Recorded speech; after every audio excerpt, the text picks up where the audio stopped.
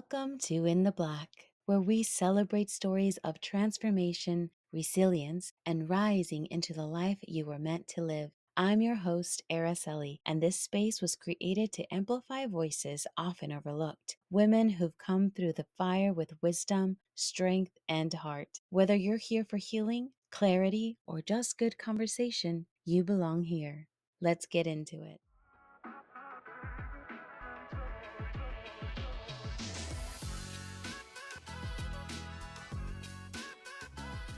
Today on In the Black podcast, I am honored to welcome a woman whose story is as powerful as it is transformative. Deborah is the creator of the QUILLS UP Movement, a mission that helps women reclaim their power, creativity, and self-worth, often after rejection or betrayal. She believes that every rejection can become a reinvention, and every betrayal can lead to breakthrough.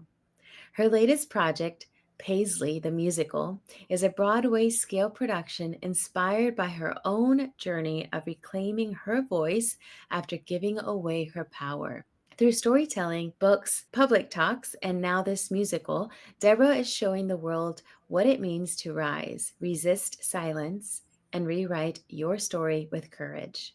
Deborah, welcome to the show. We are so excited to hear your journey today. Thank you so much. And I'm so excited to be here. Well, thank you. Thank you. Well, before we tap in the journey of your life, could you just take about who Deborah is? Absolutely.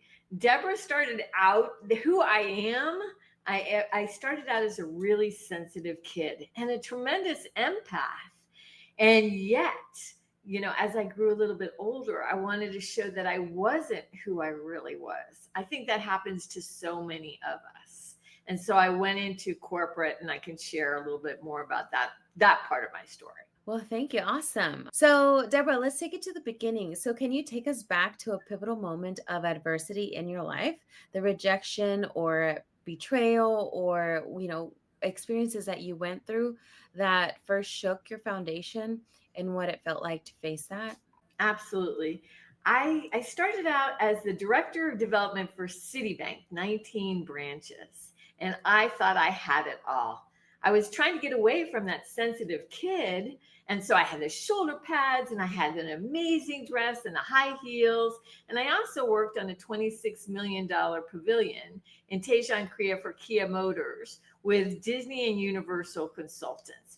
And this was when I was much younger. So as you can probably imagine, I thought I had everything until I got hit like a huge 2x4 that happened to be a health challenge. And what happened with the health challenge was the pain that I was experiencing was like giving birth, like labor every single day. It was excruciating. I was so weak, and I ended up in bed for 3 long years. So I went from corporate on the top of the world to bedridden. And through that process, what happened is I would go to doctor, and the first doctor would say to me, "You have MS."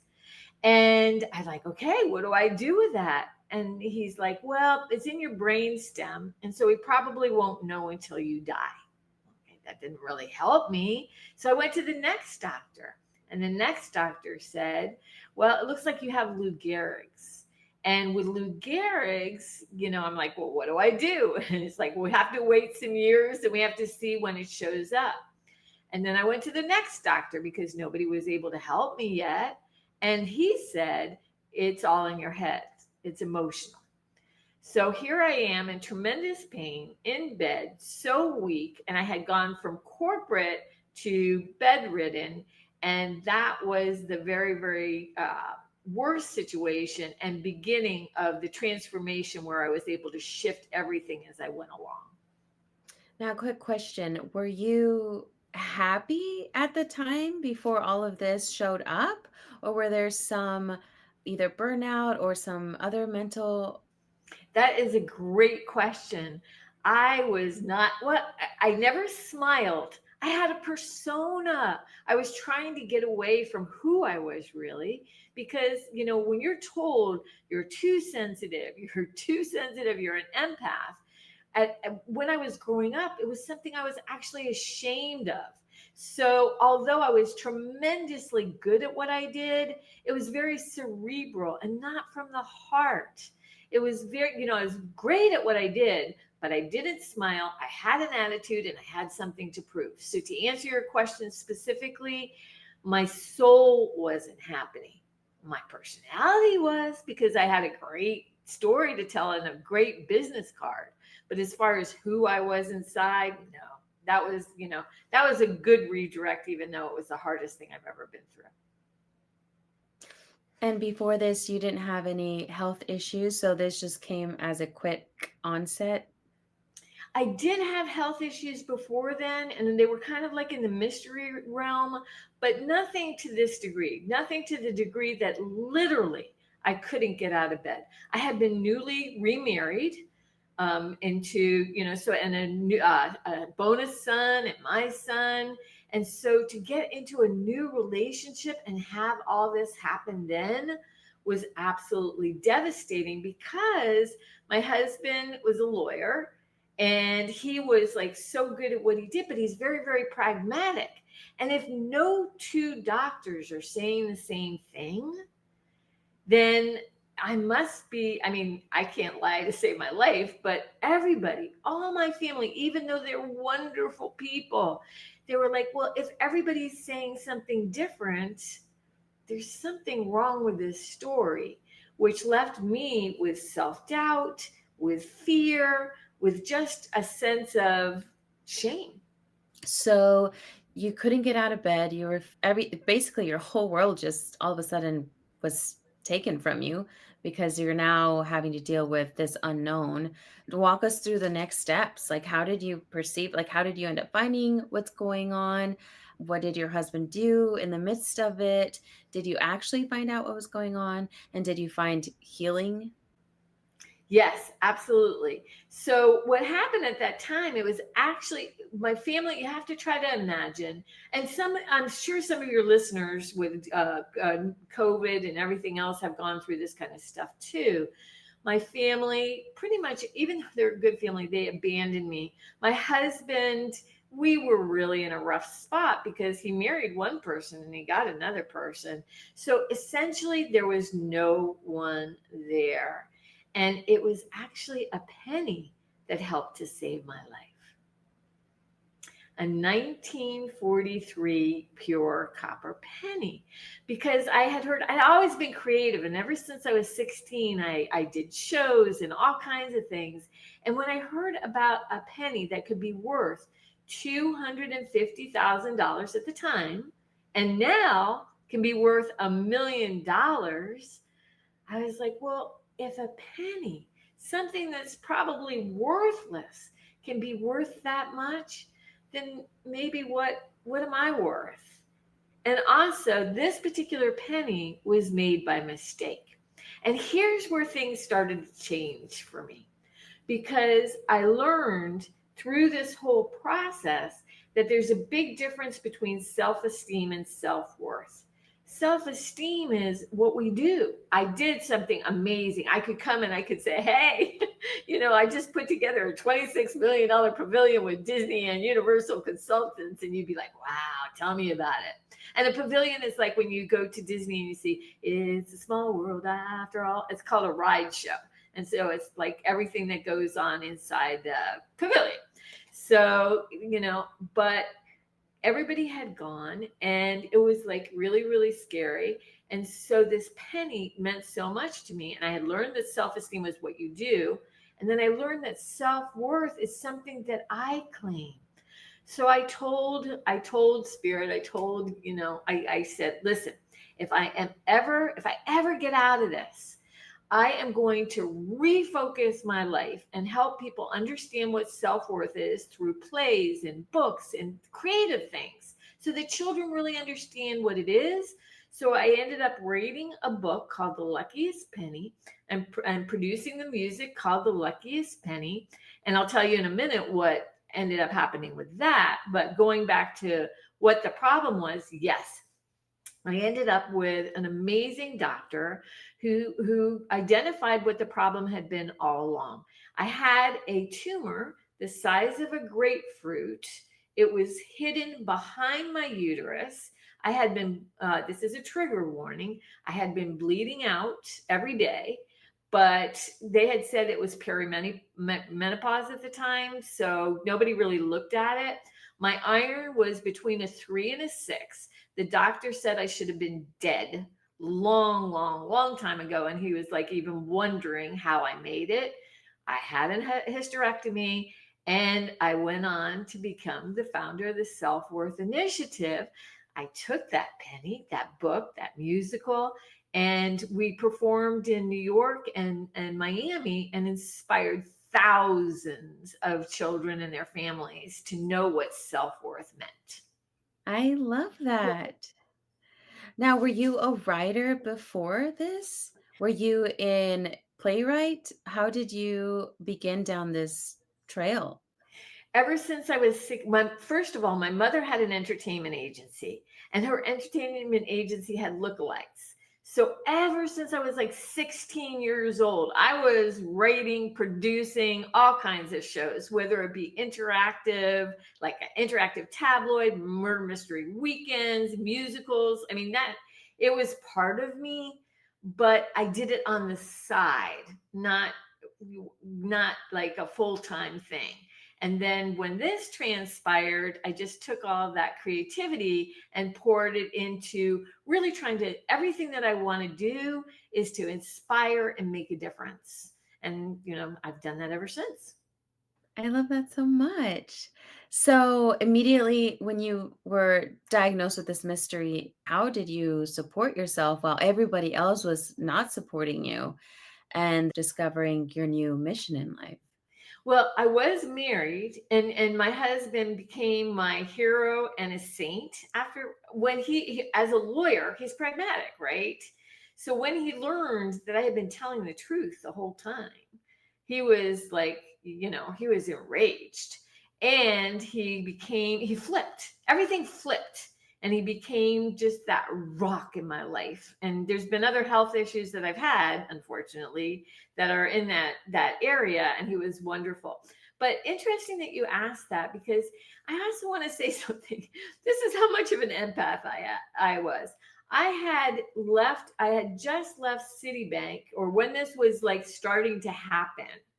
My boss, who we had some conflicts. I was really, really good at what I did. And I went to HR and I told them, that I was going to leave. And they actually begged me to stay, but they were going to fire my boss. And it was a woman, and she had a family to support, and she was divorced. And I was so silly at that time that I actually decided to leave, even though they had wanted to promote me into her position. So I guess that sensitivity or that empath was still there in a big, strong way. But yes, I left because I could no longer, I couldn't stand. I mean, if you look at what an iron count is supposed to be and what I had, it really is a miracle that I'm talking to you today. Well, that is beautiful to hear that your husband actually stayed and is now still with you. So that's amazing. He just No? he passed away 2 weeks ago. Oh my. Yeah. Wow. Yeah, but we I'm had 33 years, and he was, oh my gosh, my everything. It was like some people, they fall in love and they're madly in love in the beginning, and then things kind of taper or whatever a relationship is. Ours was really rough in the beginning for, this reason. And that solidified. I couldn't drive because it's a little much longer story. I won't go into that, but I couldn't drive because of an injury to my neck from a chiropractor during that time period when I was trying to get well. So he had to drive me everywhere. everywhere, like every spiritual thing that I wanted to do. He was like the driver, and he's like, I'm a lawyer. But then he became so much more spiritual than I did. It was like crazy. And, there was Oh, one time in my life, I think this is also something that people would really appreciate hearing. There was, because I've had three health issues like this. The first one, he wasn't there. The other two, he was my everything. But I remember one time coming to him and I said, oh my gosh, I just don't want to be a burden to you. This is just like too much. And he said to me, he said, no, you don't understand. You've helped me shine my soul. Thank you. I love that. Yeah, so do I. One, that was the first one. The second one was 10. It seems to be every 10 years. The second one was 10. I had a great one with the self-worth initiative. The second one was we were traveling around the country. My husband had been the executive assistant for the public defender's office in Dade County. And when he retired, we decided to travel around the world, or not around the country, and just like go on hikes and do crazy things. I mean, I thought a trail was going to Macy's. That's what I thought a trail was. And now I'm like in Sedona, like doing these trails, real trails, thinking, ooh, because the neck thing is a little dangerous still to this day. And so I wanted to get an MRA, and an MRA is where they put gadolinium into your vein, and it's a contrast. It's a very heavy metal. It would be like having mercury, but usually you're supposed to, your kidneys and everything, you're just supposed to pee it out. Well, with me, they missed the vein and they put it in my arm. My arm swelled up like this. And once again, a lot of people like never recover from this. But this time, I had a crazy acupuncturist. And I was down for the count again, couldn't sleep. It was really, really gnarly, very gnarly. Didn't think I was going to make it, but I have the acupuncturist and he's putting in the needles and he's doing all this stuff. And I can hardly walk. And he's like, Deborah, I don't think this is going to work. And I'm like, what? You don't think wait, I'm paying you to do this and you're telling me you don't think this is going to work? And I'm like, okay, what's going to work? And he's like, well, you're really creative. So I want you to take improv classes. I'm like, improv classes? You've got to be kidding me. So I did what he said. I took his prescription. I stopped the acupuncturist. My husband, David is his name. He would drive me, once again, a driver. I could hardly walk. And even though I produce shows and work with actors and actresses and all that other stuff, I had never done anything myself. But I laughed and laughed and I laughed my way back into health. And that's where I started Paisley's The Last Quill, which is the second incarnation of the creativity, which is, the last incarnation is the big musical I'm working on.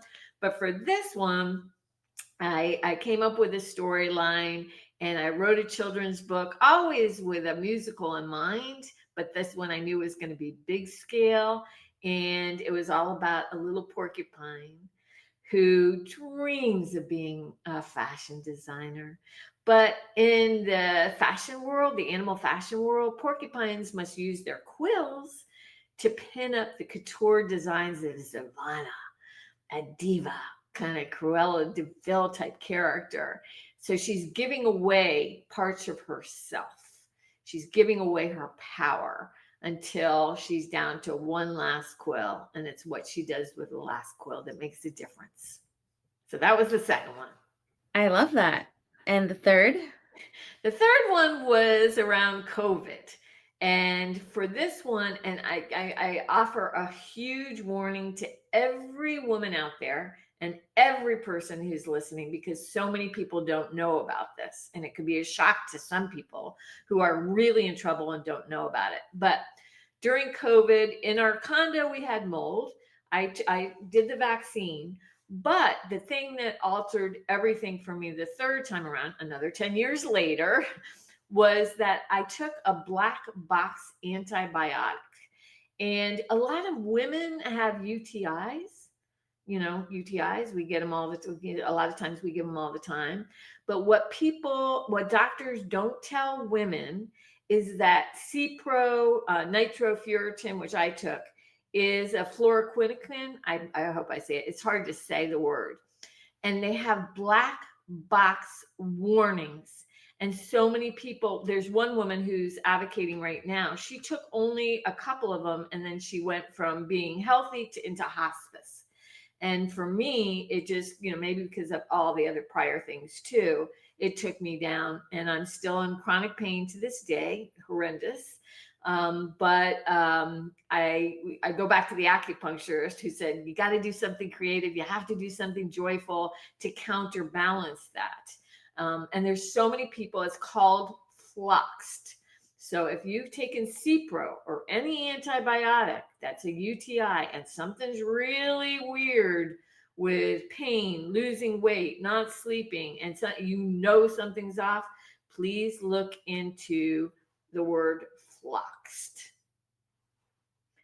And then from there, a lot of other things happen. But at this point in my life where you find me today, now I'm working on Paisley the Musical, taking the children's book that was so popular, so beloved, so, well done, and turning it into a full-scale musical. So. Wow. So 2 questions. I guess this antibiotic makes you ill for a long. It takes people down. It is like, and I can give you some links for this podcast if people want to look into it, if they've had anything that happens. So many times it doesn't happen to everybody. Okay, it doesn't happen to everybody, but there's so many people who are being so adversely affected. It changes your DNA. It's really dangerous stuff. The one that they gave me, I took for 10 days, and it was an old chemotherapy drug, but nobody told me. And so, I mean, but it doesn't go away. For people who are floxed, it does. Some people live with it for the rest of their lives, and it takes them down. My friends had to rally, and actually 3 times saved my life. 3 times it got that bad. But this one, they had to rally for me because literally I did not sleep for 3 months, but an hour. My weight went down to nothing. I didn't know what I had until I knew what I had. And then my neurologist, and a lot of doctors don't even know about it, or they won't talk about it because they don't have an understanding. But if you research it and you look into it, if there's any woman, especially a woman out there who's been going through stuff, oh gosh, I'm getting emotional, because I don't want anybody to go through what I went through. It was horrific and is horrific. And that's just from having a UTI and then getting that prescribed to you. Correct. Wow. Correct. If you look into it, it will blow your mind. If you look into scary. it, they have on Facebook, they have groups, and some of the groups, some of the stories that people are saying that, they're saying they're suicidal. They don't want to live the pain is it's all body, bone, muscle. It affects the tendons. It just affects everything in a really, really profound way. And there's so far they have not been able to find a solution. But there's one person, and I don't even remember her name per se, but she's one of the biggest advocates, and she's the one that went from you see her healthy and dynamic to hospice. And she's the one that's the front runner out there trying to warn everybody that she can, because doctors just aren't doing it, and they'll give Cipro to everybody. And mine was stronger and different, but this is something that's and it doesn't happen to everybody. So some people will be like, "Hey, I took Cipro, it didn't happen to me." I don't know why the physiology is that it affects some people and doesn't affect others. But once again, if you're in that category, I might be saving a life just today, or we might be saving a life just today, because if you don't know what's going on, like me for 3 years, not knowing, and knowing something was wrong, and being, The thing is that we can have physical things that happen to us, and that hurts. But it's the abandonment by people not understanding what's going on for us. I think that's much worse. Mm. And then moving back to the production. So, I mean, I just think that's very courageous. Thank you. I am doing, I guess, courageous things, and it's so scary. So, I walk us through like how I'm guessing maybe with your mom being in the industry, you got the connections of, having people who would help you with the musical, or how did that go about? No, it's still in production, and so let me tell you how musicals usually go. You know what? So much has happened to me that's taken me down. I figure, why not go for my big over the top dream? I have successfully produced many, many musicals for kids and families. That I've done. But I've never gone for something like this because to do a musical costs 14, the one I have in mind costs between 14 and 40 million dollars. Do I have 14 or 40? I don't even have $1 million, let alone 14 to 40. Usually, what happens is somebody like myself would go to a producer or investors, get the money, and it could take like 7, 10 years because first you have to get the person, then you have to get the monies, then you have to workshop the production. It takes a long time. I'm not doing any of that. I'm going a different route. I'm so passionate about this, and the timing is now because the storyline is so powerful. The songs are going to knock people's socks off. And I feel like the time is now. People are giving their power away. This is the whole musical is essentially how to, watching Paisley give away her power and then her reclaiming it, in this animal fashion world, which is kind of like the Met Gala, but all natural. It's very, very cool. So, hair. Now, I don't know if you remember hair. I'm a grandma now, so that was back in the day. But they started with an album first. They didn't do the production. They started with the music. And from there, everything happened. So that's what I'm doing. I'm working with a producer that I absolutely adore. We're collaborating. And I have 5 songs, a 5-song conceptual album that I'm going to be putting out in a couple of months. And from that, as this grassroots effort of getting people excited, I've got some amazing ideas of how to move forward with some real fun surprises. And I want the producers, investors, actors, singers, everybody to come to me. So on my website, I have a place where people can, say, hey, I'm a singer. Maybe I'm in the next Idina Menzel. Talk to me, hit me up. Or I'm an actress, or I'm an investor and I really believe in what you're doing, or I'm a producer. Man, I already have the contacts. My mom passed a long time ago and she was just in Miami. But when I worked with Universal and Disney, I learned a couple of things. Number one, anything's possible. Number two, if everybody's going right, you go left. And that's what I'm doing. The other thing is the other model that I'm using is Jonathan Larson. And Jonathan Larson did Rent.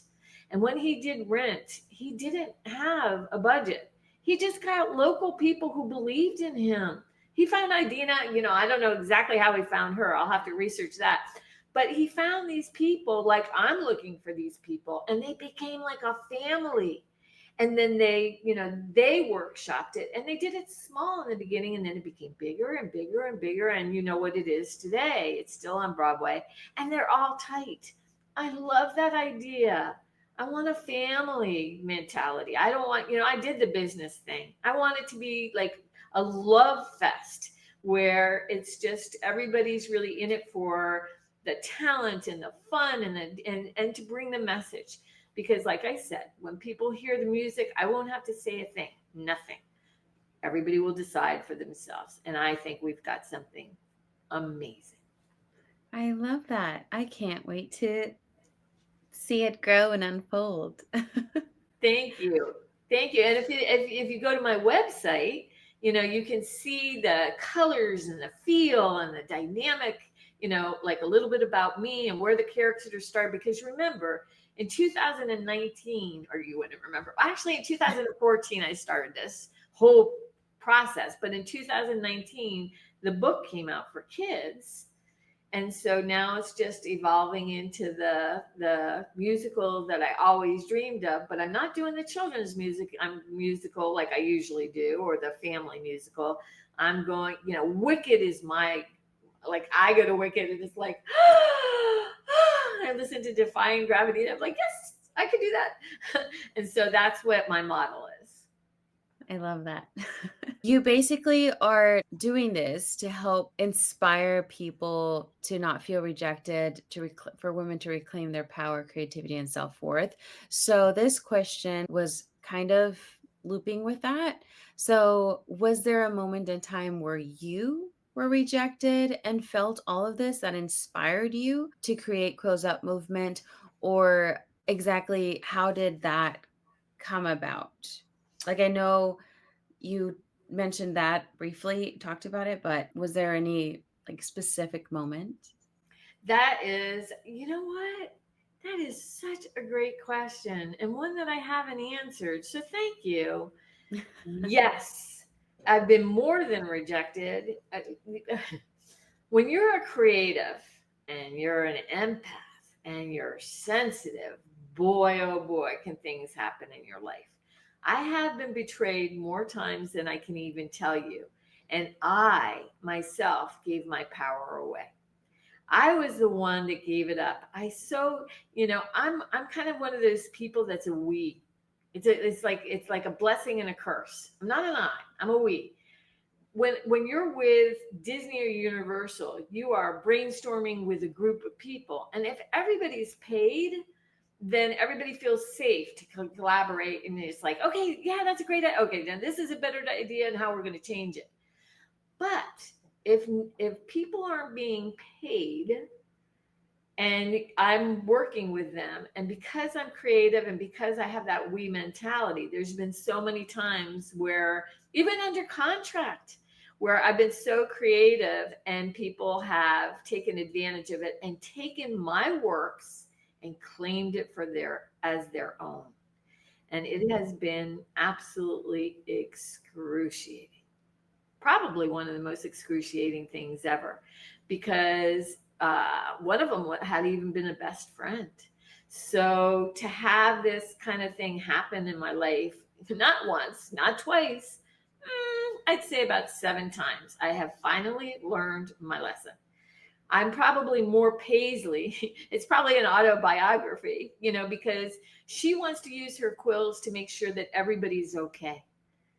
That the tiger Tiara, who's kind of like a mean girl, but doesn't want to wear these prissy over the top designs like a glowworm and goldfinch gown. Get me out of here! I want to roar.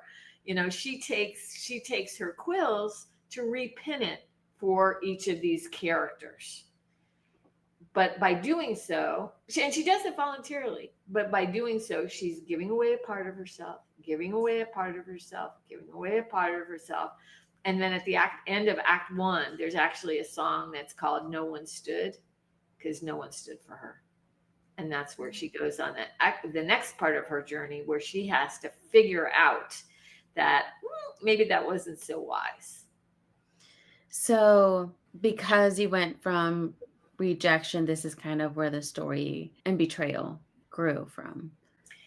I think it grew from my whole life experience, because the health the health piece is probably one of the biggest, because when you go to a doctor, that doctor it really is kind of like a god. They could either save you or they don't. And when in my situation, I've had like the strange things. It's never been like the normal. I couldn't come to you and say, "Hey, I got the normal thing," and you're like, "Oh yeah, I get that." Like you today, it's like, huh? What? Are you sure? Is that real? And that feeling that I get is like, yes, it's so real, but nobody knows about it. So why me? And why 3 times? I think it's because, when I was young, I always wanted to be an angel. I always wanted to make a difference. And I even went to one friend when I had the tumor and didn't know. And I was like, Vivian, I just want to be an angel. I don't understand. I just want to do good. What is going on? And she said, you know, Deborah, if that's really what you want, how would you ever become an angel if you don't know what people go through? I love that. And I'm like, yeah, but this has been a lot.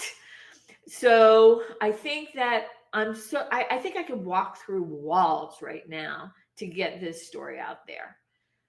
Because when you have songs, like look at Defying Gravity, or any song for that matter, you have songs because you're happy, songs because you're sad, songs because you're frustrated.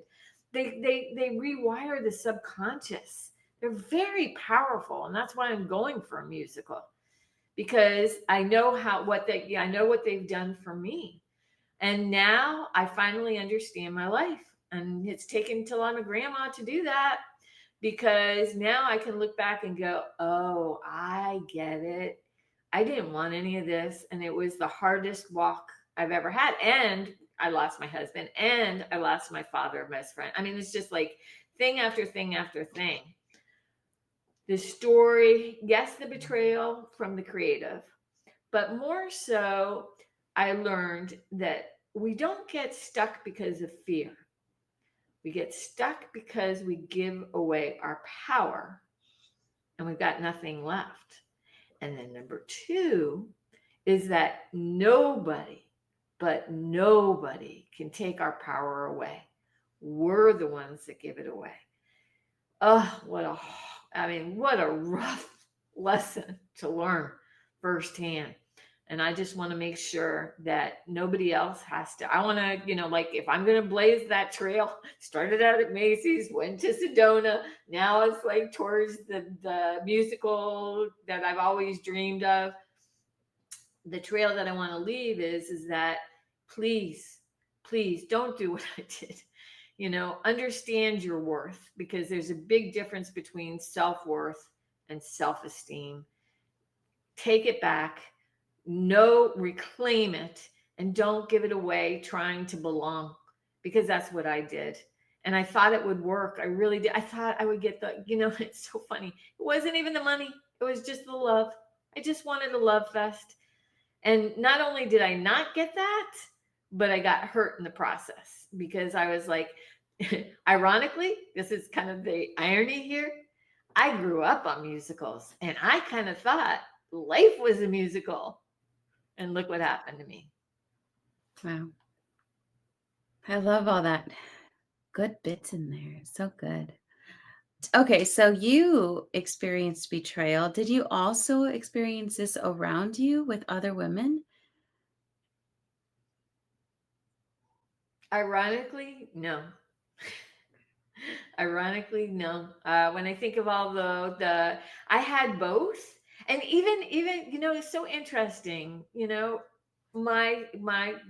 person who's like my spiritual leader, like even with my husband who went through hospice, for example.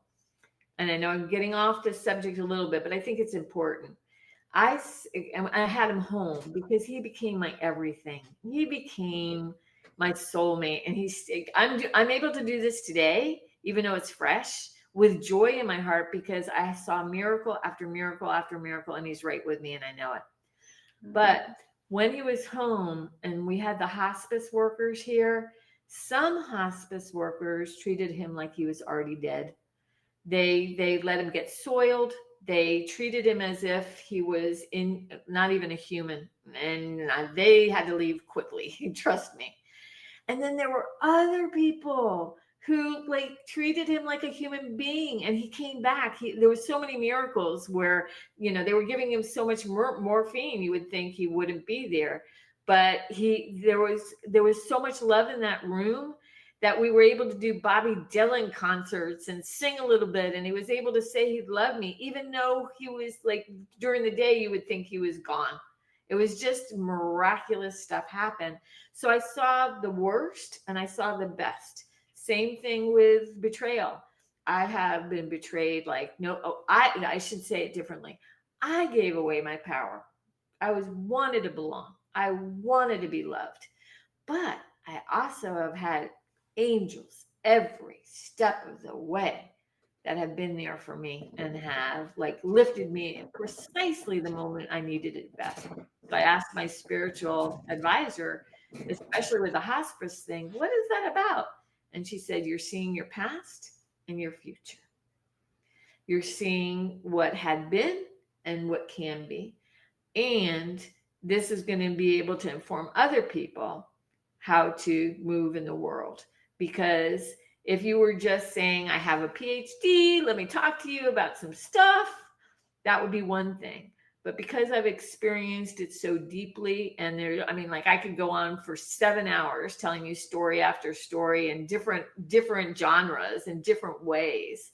I really do have a lot to share, and it's going to be birthed through that musical. And I really do believe it's going to knock people's socks off, but we'll see. I love that. Yeah, you've made storytelling such a central part of your movement. What drew you to it, and how did you discover its power in reclaiming your voice and helping others find theirs? Because I think creativity is the healer, the biggest healer there is. Think of it this way: when you have so much going on in your life that's bad, it's like this big boulder that's like sitting inside of you. So, how do you chip away at that boulder?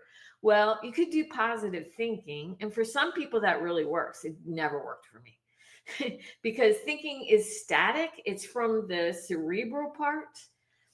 But creativity, think about it. It's inspiration. Where does that come from?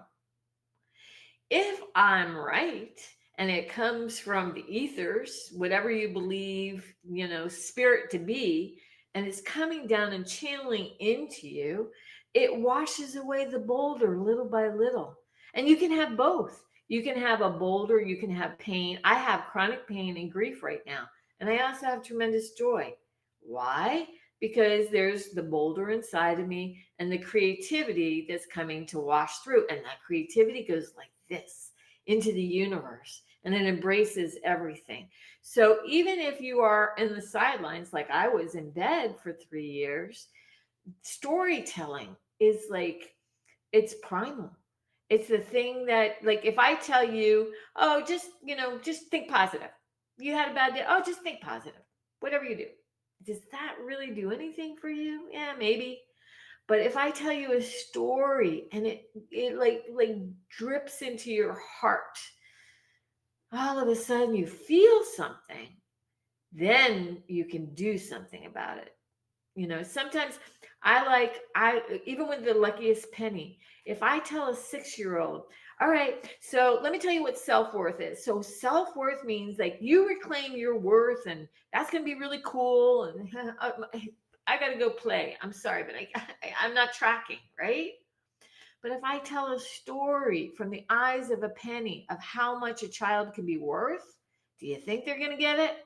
Yes. Do you think they're going to have it forever? Yes. Same thing with Paisley, same thing for everything that I do, because that's how I learn. I learn through story, I learn through, and I love all the senses. I love seeing and hearing. And once again, I want to emphasize this: songs, like when people have Alzheimer's, they're still able to remember the songs. Why? Why? Because it must be in some part of our brain that's erasable, like you can't erase it. Must be. And because it evokes emotion. Like you could be, oh, that's such a sad song. Well, I just had a breakup, or somebody died that I loved. I mean, you're singing it, and it's a feel. It just infuses you. So yes, I do think that story is my life, my lifeblood, my breath, my very breath. It saved my life every single time, and every time it got elevated into where I'm going today. Now I'm not there. Everybody can watch and kind of say, hey, is she going to get there? But even if I don't get there, let's say worst comes to worst and I don't. Well, actually, let me tell you this. I have my favorite stories. So I'm going to tell you one of my favorite stories. I don't know if you remember Touched by an Angel. I don't know if that was in your day, but anyways, in my day, it was big. So there's this guy, right, untouched by the angel, and he has Lou Gehrig's disease, and he's going to die that night. And the angel comes, I forgot her name, but she comes, and she says to him, you have two choices. He was an artist, a very famous artist. You can read a book to your children tonight, or you can finish the painting that you created that will take care of your family for the rest of their lives. He's like, okay. So, of course, it's touched by an angel.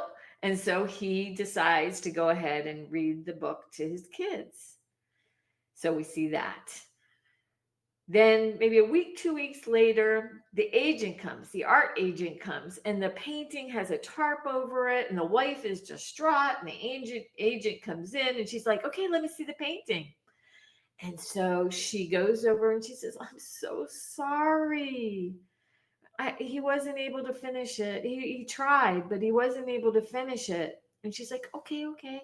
Well, let's see the painting. I mean, maybe I can still do something with it. I mean, paintings, people don't know if it's finished or not, anyways. So she takes off the tarp and it's all finished. And then the angel says, whatever you start, God will finish.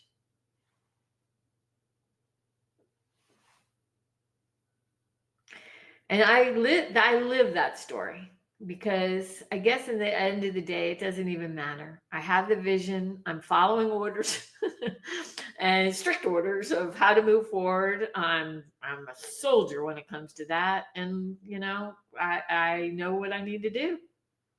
I love that so much. That's amazing. All right. Well, even after finding your voice, do you still experience moments of fear or doubt? How do you recognize those moments and what practices help you push through them? Well, I absolutely experience fear probably on a daily basis. It's kind of like the swan that you see on the lake, and she's so pretty, and her little feet are going like, ah, like that. And that's how I feel every single day. So many people say, don't have fear. And I have found that the more that I try to solve a problem like fear, the more it becomes real for me. In other words, if there's a problem and I'm like, if I'm trying to solve it, trying to solve it, trying to solve it, trying to solve it, guess what I'm focusing on? The problem, the fear.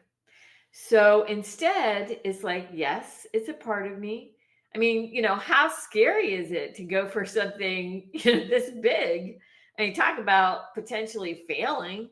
I mean, the chances of this happening are probably 1 in a million to a certain. We're talking 14 to 40 million dollars. It's not like a walk in the park that I'm going to pick up a penny, or maybe, well, actually, a penny could be worth a million. So, there, I need to find 40 of those.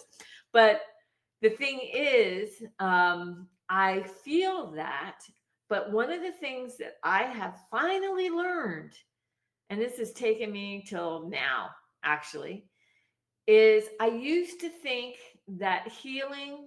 Oh, okay. I looked up what the word healing means, and I love this. It means whole, not positive. Healing doesn't mean positive. Healing doesn't mean happy. Healing doesn't mean any positive word you want to come up with. Healing means whole. So, if that's the truth, then my anger is valid, my rage is valid, my fear is valid, every part of me is valid. And when I love all of that, then I'm healed. And so, to answer your question very specifically, I'm no longer trying to get rid of the fear. I'm feeling feelings fully, allowing myself that privilege. And if I need to cry hysterically, so be it. If my knees are shaking because I might be talking to somebody and it's really scary and outside my box, so be it. But right now, I feel so on purpose. I feel like this is the culmination of my life. And like I said, with the touch by an angel, If I don't get there, God will finish this and it will be even more glorious, because at the end of the day, this is no longer for ego to say, oh my gosh, guess what? Guess what, guys? I produced a Broadway show. No, I'm doing it for me, of course, because I love the creativity and it's such a great channel for me. It makes me so joyful. But what really is the motivator is all those people behind me that might have to walk this walk. I want them to be able to see this and just walk away and go, okay, okay, I might be able to live another day, because I have been suicidal because of real physical things that transpired. I have given up because of real things that have transpired. I know that that's tremendously painful. And I also know, I'll put it a different way. There's been so many times in my life it was like, I know what's going to happen next. I've already been to the restaurants. I've already met the people. I already know my friends. I already know my family. If I check out, what's the big deal? Oh my gosh, what I would have missed. And I sometimes I was hanging on by a thread. And now I look at it and I go, what if? What if? Can you even imagine what that would be like to actually, I mean, just even today, everything I'm doing, if I can touch one life today, I won. That's it.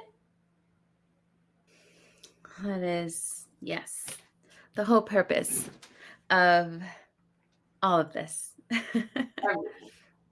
Just listening to you talk, I was, for some reason, just had an idea of, I have a Diverge Wellness, which is helping people learn to age without, being in pain. So like, oh, my shoulder hurts, I can't work out, my back, blah, blah, blah. But I'm like, you can, and you don't have to be in pain. And then in the Black Passion Project, with having a platform for all these stories, and I had the idea of bringing those two together and inviting the community around in Tampa. So going to different studios that kind of were in alignment of doing good in the world, and then hosting a place for people to share stories, to get to know the In the Black podcast, that it exists out there, so that we can touch more lives, more stories, to let them know about all these studios who are just wanting to help people in every way that they can offer help. And I just thought, well, that's so silly. That's, who am I? Who am I to do this? Because like I am just starting. So, I'm so small in this new space because I just moved to Tampa. And so all of this is, I'm building the building blocks, and it's not huge yet. But listening to you talk, I'm just like, oh my gosh, it's encouraging, because I have the fear every single day, and you just spoke on that so beautifully. So yeah, thank you. This is exactly why we have this podcast. That is so wonderful. And if I can share with you, you're radiant. You'll be even more radiant when you step into that magnificence that you know is meant for you. It's kind of like deja vu, but backwards. It's sort of like, it's like, I've waited this long. I wish I had been more myself younger. I wish I had kept my power. And we need that right now. We need that more than anything. Community is everything. Understanding is everything. And there's no such thing as small, because you never know where anything's going to lead. You never know who are the Mhm. right contacts, and who, it doesn't matter. If you have that passion in you, you've got this. It's the intention. And if the Mhm. intention is to make a better world, then you do it. Because, yeah, we can fail. Things can be hard. It can hurt. But at the end of the day, you want to know. And I shouldn't say, because look at how long it's taken me to actually, like, I was gaining a little power, gaining a little power, gaining a little power. I would say right now in my life, like something just, but it's probably I've been held down for so long for so many reasons. And now maybe because my husband is like, in my heart with me, kind of pulling strings and doing stuff. And I have had so many miracles. It's just like I could do all. I think I'm going to write a book because I literally have videotapes of orbs and miracles, and it's just like wild. So do Oh, it, do it, do it yeah. when you're ready. For women listening who may be in the middle of rejection or betrayal right now, what are one or two tools you could recommend for beginning the process of reclaiming their power? Well, the first thing is to know what my father was kind of a Yoda character, my very best friend in the whole world. So he always came at things differently. And so for this one, he told me, what do you think is the quasi emotion that stops people every single time? So what do you think? Fear. That's what everybody says. And that's what I thought. I thought the same thing. And he said, no, it's disappointment. And I'm going to tell you why. You get so excited about an idea. You're so excited, and you've got all these chemicals going. You've got the adrenaline and the endorphins, and we're a walking, talking chemical factory, right? So everything's like chummed up and it feels good. And then you hit a wall. And when you hit the wall, all those feel good chemicals leave your body, and you're left with ugh, blah, blah, blah. And you call it failure.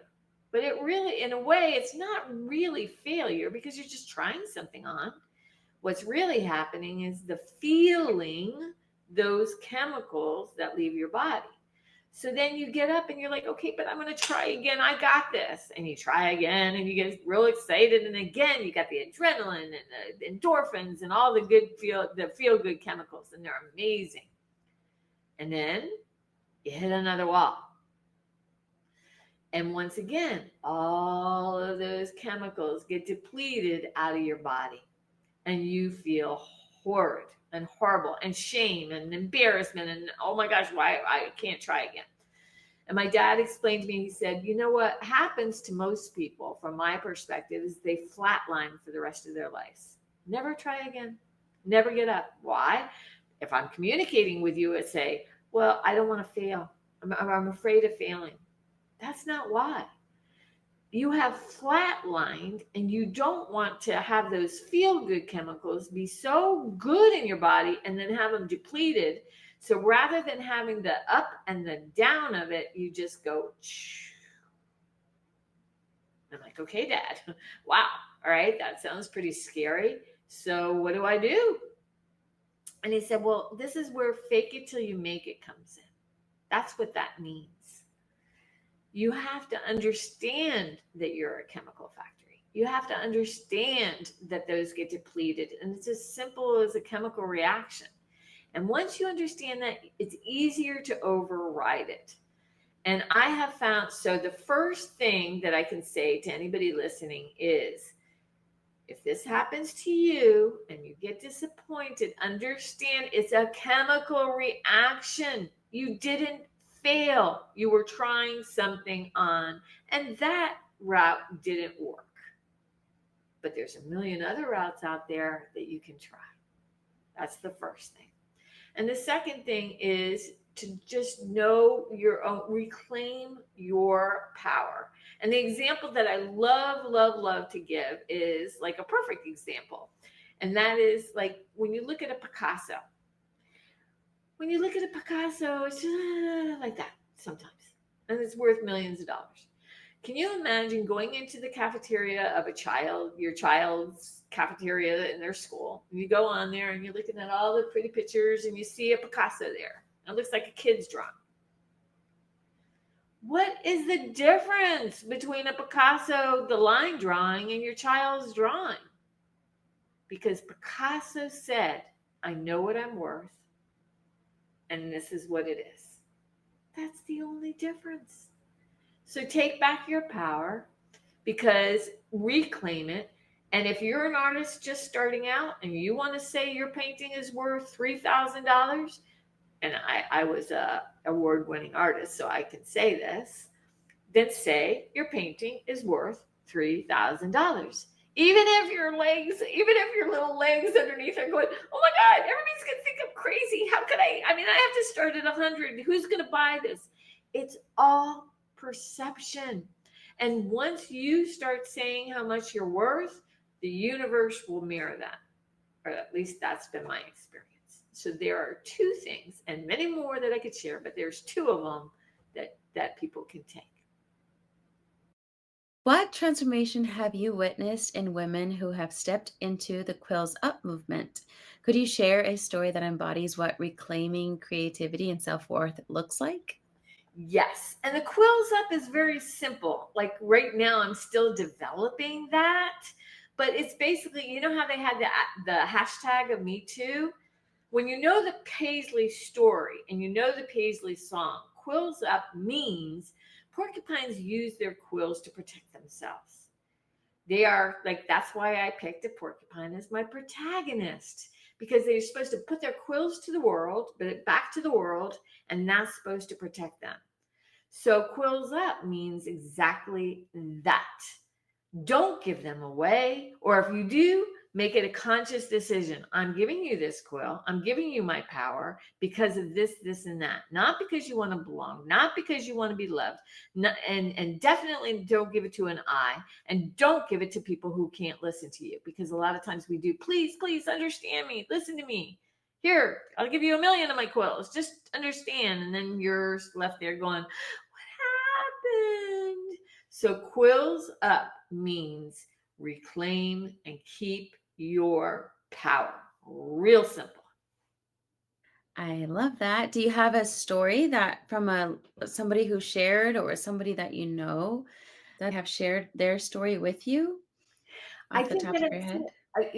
you know what? When I wrote Paisley's Last Quill, the children's book, and the moms would get her for their daughters that are like 6 to, maybe 8 years old, or maybe a little bit younger, 4 to 8.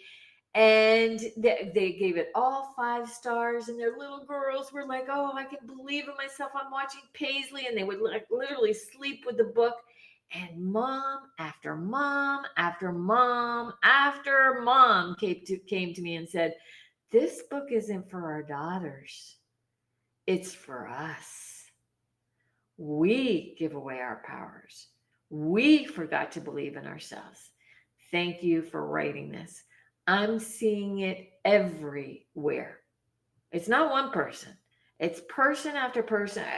Every woman I talk to, they resonate with this story and they're like, we need this now. I mean, like Deborah, like, I don't know where you're going to get the money, how you're going to do this. We need this now because we're giving away our power to our children, our spouses, our bosses, everybody, because we just want to be loved.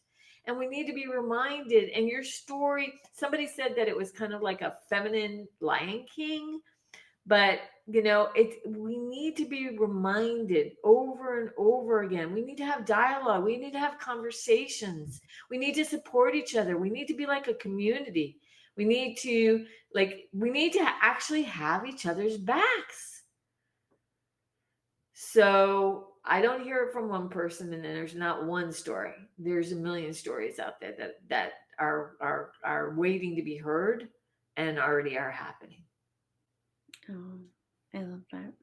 On this show, we love to ask when you hear the phrase in the black, meaning in abundance, growth, and positive transformation, what does that mean to you personally? Number one and foremost, be on purpose. Because when you're on purpose, you're the wealthiest, richest person in the whole wide world. So you can have all the money in the world. You could be a top influencer. I don't care who you are, but you could be very, very unhappy. And in the black, you might have money just like falling from the skies, but you have no self-worth. So if you have self-worth, you're rich. That's in the black to me. And how can our listeners connect with you, follow your work, and stay updated on the Quills Up movement and Paisley the musical? I love to hear from people. So if you go to Paisley'sFashionForest.com, Paisley'sFashionForest.com, you can read about the musical. You can sign up if you're a singer, a dancer, or an investor, or a producer. like I said, I'm having a global, kind of like a global collaboration, looking for those people who have that talent. I want them to be like me. They're kind of like, they're kind of like spicy, and they're out there, and maybe they don't have a million, maybe they only have one follower. I don't care. They might have that talent that I'm looking for. That's just going to be like that the world's been waiting for. And I also have the selfworthinitiative.net. And that is my collection for for all the past things that I've done with stories and musicals. I mean, it's like there's a ton of stuff on there. So for Paisley's Musical, once again, Paisley'sFashionForce.com. And for the other scope of my work, whether it be books for children, if you have kids, or you want to learn much more about me, it would be the selfworthinitiative.net. And then all my socials. On Instagram, it's Deborah.weed. And, I'm sure you can find me from my website. It's got all the links. Thank you so much for coming on our podcast. It was so nice to meet you. Well, thank you so much. This has been wonderful. You are so radiant. Thank you for everything you're doing to make a difference in the world. I know you're going places. Oh, you're so sweet. I am so excited to hear your musical. Thank you for being here. If something you heard today moved you, share it with someone you love. And don't forget to subscribe so you never miss an episode. You can follow me on Instagram at In the Black Passion Project for more behind the scenes and guest spotlights. And remember, no matter where you've been, you're not behind. You're becoming. Stay in the black.